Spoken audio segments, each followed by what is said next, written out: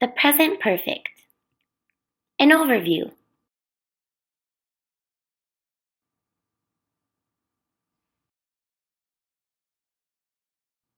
The International Club is a club at our university that celebrates different cultures from around the world. This is Henry. He was the old president of the club, but he just graduated. So we need a new president. Luckily, there are two candidates for the position, or two people who want to be the new president. Judy and Joe are both running for the position. Let's take a closer look at Judy's experience. She has traveled all over the world. She has lived in China and Japan. She has studied English for 15 years. She has been a member of the International Club since 2014. Wow, she seems like a pretty good candidate to me. What about Joe? He has traveled to Europe and Latin America. He has never lived in another country. He has studied English for 5 years. He has been a member of the International Club since 2013.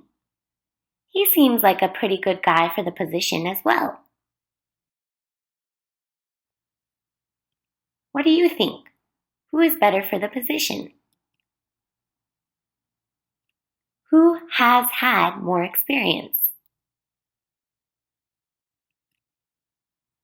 This verb form, has had, is an example of the present perfect.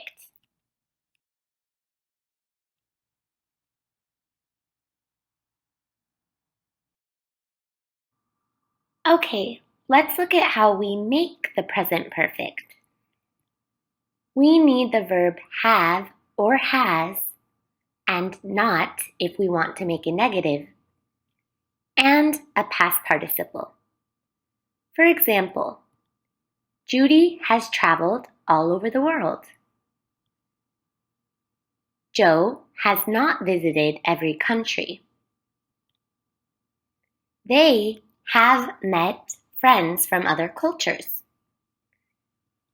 We use has for he, she, and it, and have for all other subjects, but you already knew that. Traveled, visited, and met are all examples of past participles, also known as verb 3.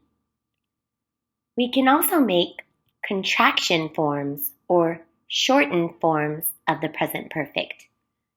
Take a look at these examples below.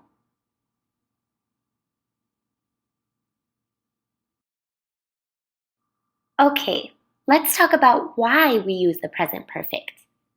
Look at these two sentences. The first sentence, I have traveled to China, is an example of one use of the present perfect. Unspecified time in the past. The other sentence, I have lived here for 3 years, is an example of how we can use the present perfect with since or for. Let's take a closer look at the first use. When we say unspecified time in the past, what we mean is that we're talking about an activity that started and finished in the past, but with no mention of a specific time. So for example, we can't say last week or yesterday. It's not important when the event happened, but rather it's about life experience.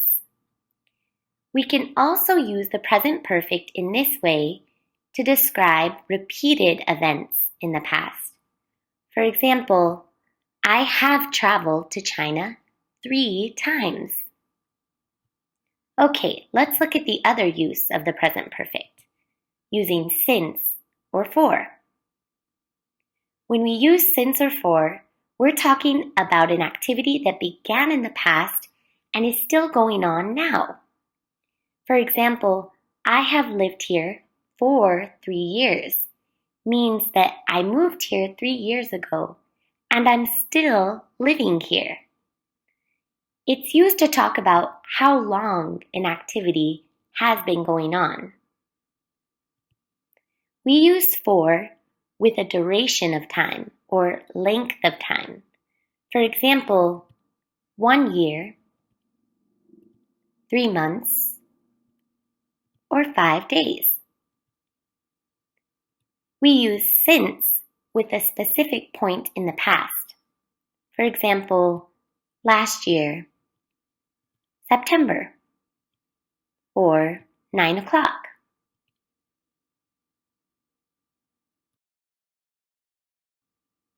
Okay, it's important to remember that these are two different uses of the same verb tense. Let's go back to Judy and Joe. Now we can see the examples of these two uses of the present perfect.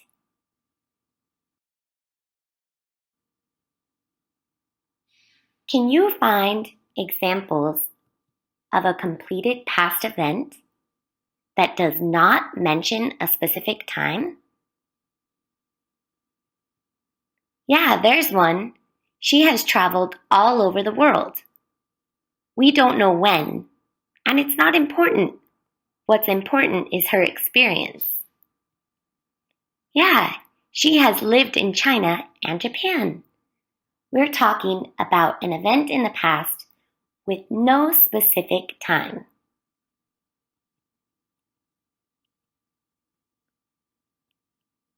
Now, can you find an example of an event that started in the past and is still going?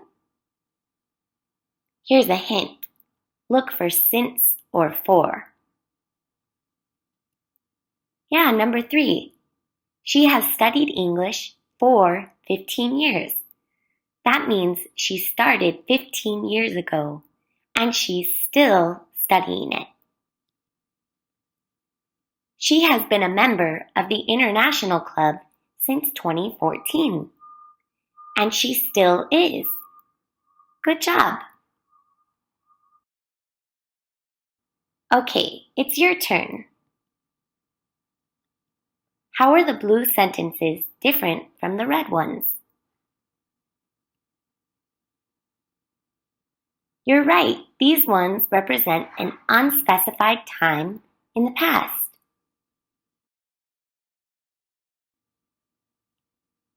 And what about these ones?